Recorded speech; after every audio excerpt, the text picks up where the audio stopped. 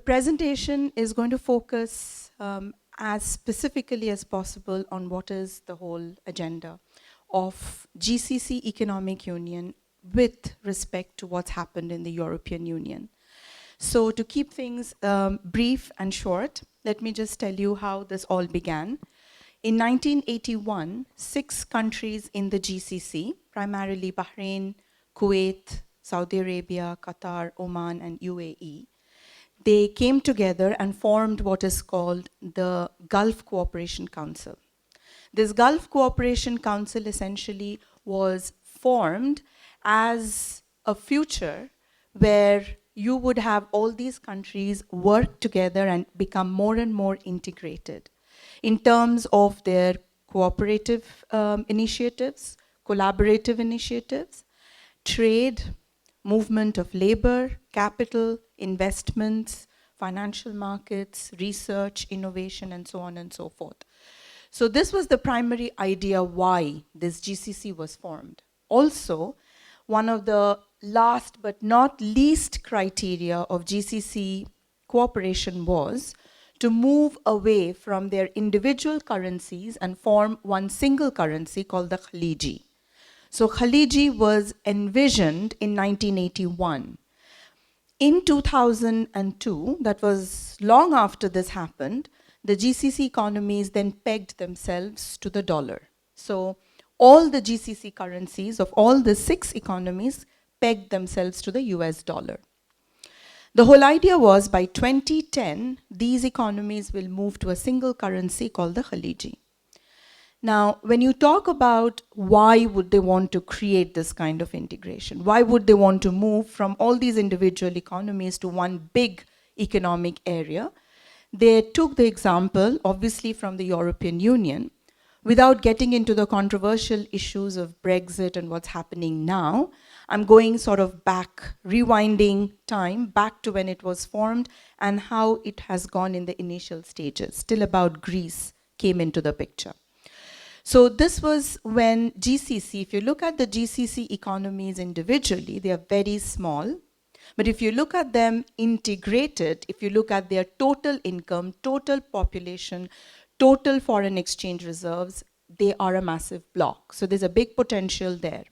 Also, integration means a lot of things. Integration means you can do trade better, you can buy and sell your goods better, you can attract investments better, you can have mobility of your labor, as you have seen across the European Union.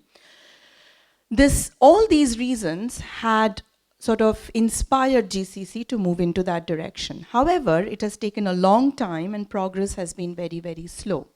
So if I look at the various kinds of integration we talk about, GCC has created what is called a free trade area, so they can trade without barriers. There is no tariff, quota, duties imposed if you are trading within the GCC. And there's a customs union also in the GCC formed now. This customs union means that you can import and export without any duties within the GCC, plus only if you are not a member of the GCC, a tax would be imposed when you want to export to the GCC. So that's great. The third thing about integration is the common market that was also created. Very recently, GCC has talked about free movement of labor across all the 6 countries for jobs, for employment. It has also looked at investments in real estate. Anybody, a Qatari national, can invest in Saudi, Saudi can invest in Bahrain, and so on and so forth. So there is a genesis of a movement towards integration as we know it. Obviously, it's far away from what we have experienced in the EU. And it is still in that process. So if we look at the benefits, integration means a lot of good stuff. But the final word of integration is when you have a monetary union. That is when you abandon your individual currencies and you move to one single currency. That's what European Union, the Economic and Monetary Union, has done. So Germany, France, Italy, and so on and so forth, 27 countries are using one single currency. So that was the whole idea of the GCC. So the question is GCC ready for that economic union? That's the whole question of this paper. do you see GCC, or do we see GCC as an area which can handle a single currency? Before we move on to this concept of single currency, it's important to understand, or probably all of you know that already, is what the role of oil plays in the GCC economies. Because that is still now a very big determinant as well as a detriment for the economic union. So it's a controversial thing. First of all, it's great that there is oil and it's so much of richness that it has provided to these economies, but also is a big detriment towards this kind of a union. So I will try to explain that as quickly as possible in the brief time that I have. So if I look into GCC economies, I'm not going to give you the statistics, but just to let you know, if we put GCC together, it's a fantastic block. If you look at them as small countries, there isn't much. There isn't much that they can do. So why is oil so important? Because oil determines, apart from the fact that GCC has so much of reserves, it contributes so much of oil to the global oil production on the daily basis. Oil essentially drives these economies in terms of the income, in terms of their export earnings, and also in terms of their import capacity. If they can't export oil, then they do not have the ability to import, which drives these economies. There is very little diversification in these economies. So that's where sustainability is also coming into the picture. One important thing to understand here is, if oil is so important, how important is it for these individual economies? If you look at this graph, the break-even price of oil determines the resilience of these economies to oil price. What does that mean? So if you look at Bahrain, which is at the top, Bahrain's government can balance its budget, meaning the government expenses will be equal to the government revenues only if oil price is $121 per barrel. So that's the dependence of Bahrain on oil to budget, to have a balanced budget in its government.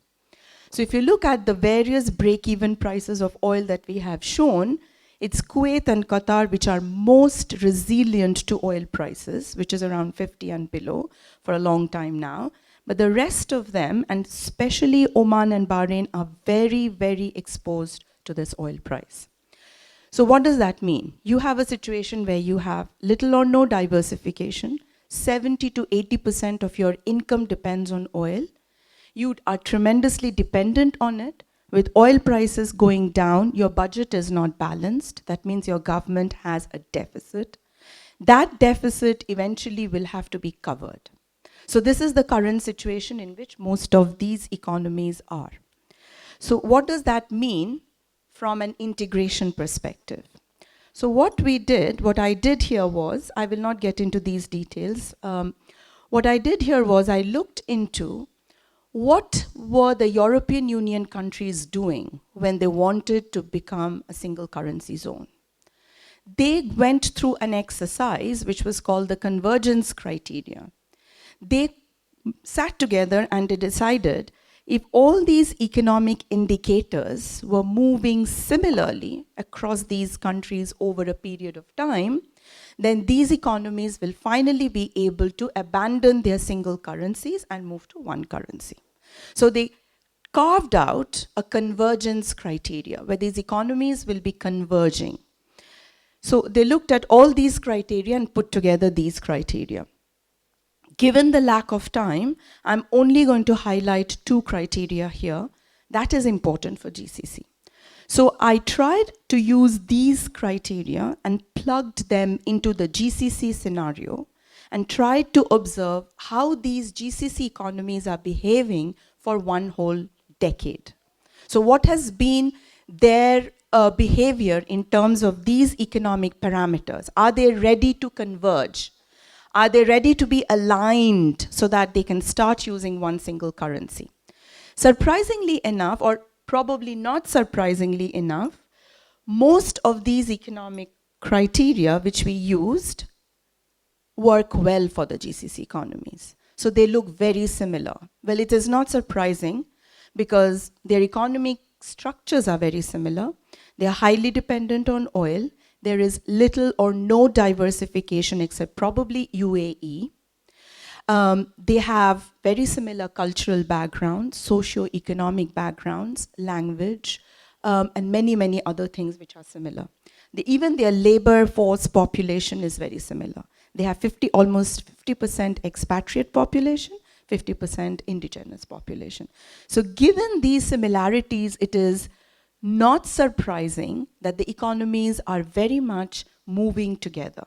So most of the convergence criteria are satisfied. What we observed in European Union, we see pretty much similar. In fact, European Union countries are way dissimilar among one another.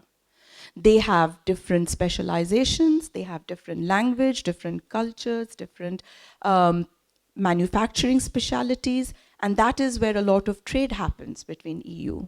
But that trade you don't see in the GCC because they are very similar. They have oil and very little of something else to trade.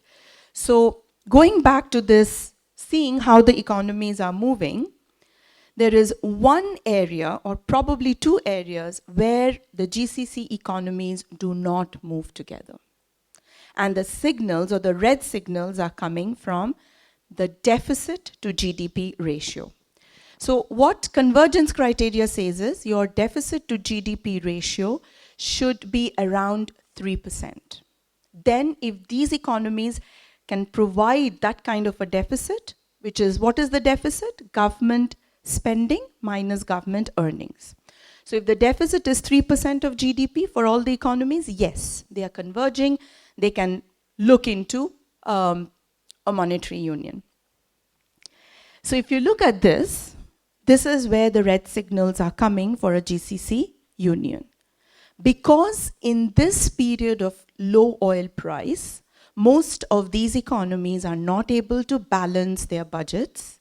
They are seeing rising deficits. So the government expenditure has gone way above the government earnings. Where is the government earning coming from? Primarily oil. And that price has gone down. So obviously now that deficit in the government budget is going up. So it doesn't satisfy one of the important criteria for moving towards an economic and monetary union. So this is the first red signal. What is the next one? Because of this deficit that each of these economies are experiencing, primarily Bahrain, Qatar, and Oman, the others are more resilient. You see that their debt to GDP ratios are also rising, which means the government is now having to go ahead and borrow money to meet this gap. So this means, and why is this a red signal for us? Because according to the criteria, the government debt to GDP ratio should not be more than 60%. That's the signal. If your government is borrowing more than 60% of what it earns or what its income is, then there's a problem. Here we find that we are reaching that kind of a red zone, especially with Bahrain. Bahrain's GDP, the debt has risen beyond 67%, though estimated, but it's more now, and all these numbers are way higher.